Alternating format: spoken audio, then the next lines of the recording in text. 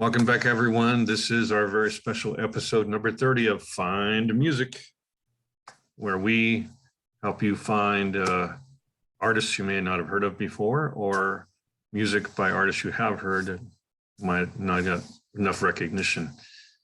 And today, in episode 30, Bill Cushing is back. Yay. So I'm going to give it to Bill right away to enlighten us. Go ahead, Bill. All right. Well, what I was going to do was part two of my If You Like REM, check out these guys. And what I'm looking at is the Reavers, which, of course, were named after the novel. And they're sort of REM with an Austin twist. They were out of Austin, Texas. They began in '84. They were originally called Zeitgeist, but they learned when they got signed with the label that there was another band that had the rights to that name. So then they became the Reavers. And they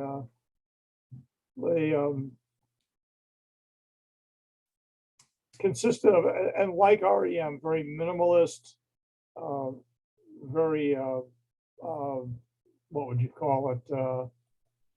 Let me go ahead and share the screen. Okay, so here's a shot of them. Four-piece band. It was John Crossland who started them. He was guitars and vocals. Kim Longacre, who was also guitar and did vocals, and then Cindy Toth, who played the bass and the violin, and then Garrett Williams, who played drums. They came out with 4 albums. They released 4 albums. I've got a couple of covers showing here, and got very good critical acclaim, but never really went anywhere with sales. Yet in 2000, Hootie and the Blowfish did a cover of 2 of their songs, one of them including the song Araby, which, and here again, this is why I kind of equate them to REM. Very literate lyrics, and of course Araby is based on the Joyce short story about the kid who's infatuated with his friend's sister and wants to, get her a gift and that kind of thing. They also, one of the reasons I love them too is they actually did a song about Secretariat, which one of the greatest athletes in the world, and so yeah, I've always enjoyed, but the sound of REM very much a little bit closer to the Byrds than REM were. And like I say, I actually, in fact, let me go ahead and stop sharing. And one of my points of bragging, I first heard of them, I think, in '88 from a friend of mine. And then in '89, I got to meet them. Hey. So this is, I don't think you can see it here, but this is all signed by them. I got to do an interview with the band at a club in Jacksonville, Florida. But yeah, I've always really liked their sound. And here again, the critics really love them. They just never really took off. They did perform. They reunited in 2008. They sort of broke up in the '90s, and then in 2008 they reunited for some tours and shows, mostly in Texas. But by 2017 they just said that we're breaking up the band. So just to kind of, I guess, let's see if I do. Never sure if I'm doing this right, so.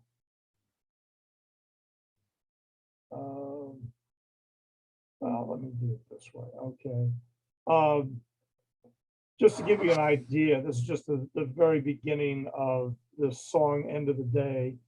And you can sort of hear that sound that REM had here.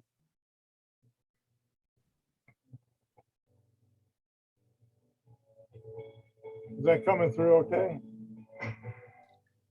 A little weak. All right, let me do this. I think what I need to do, I'm never sure if I'm doing this right.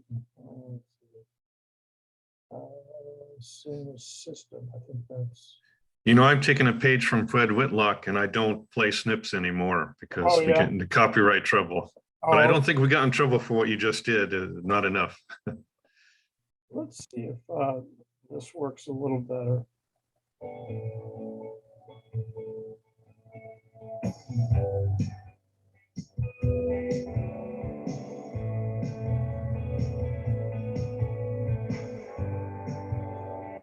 So I don't know if that came through clear enough, but Got the instrumental. yeah. So that's just the opening to that song. I did want to also sort of show and just do a short clip from this other song, which is one of my favorites, called "In Your Eyes," and it is a video. Sort of shows you here again the similarities of where am I here? Between these guys and REM, and some of the sound, although this is Kim Longacre singing, so obviously it's not Michael Stipe. But.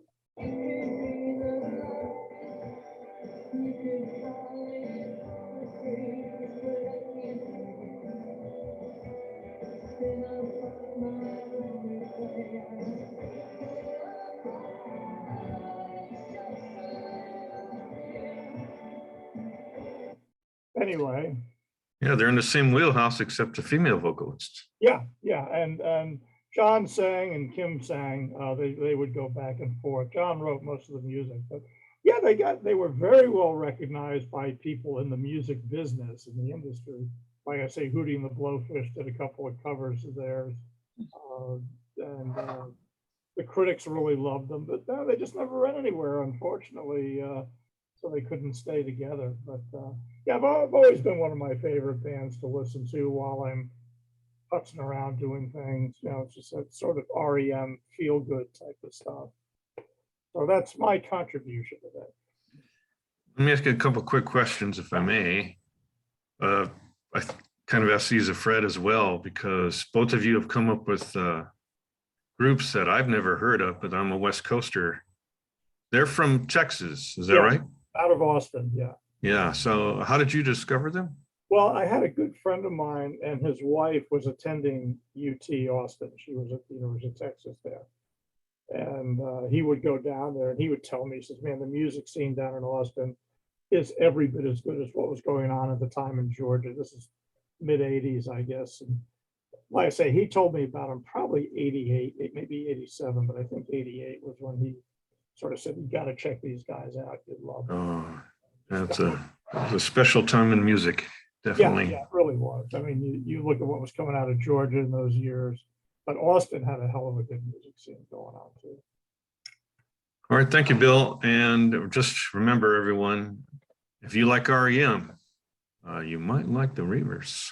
Yeah, so that's what we're here for. All right.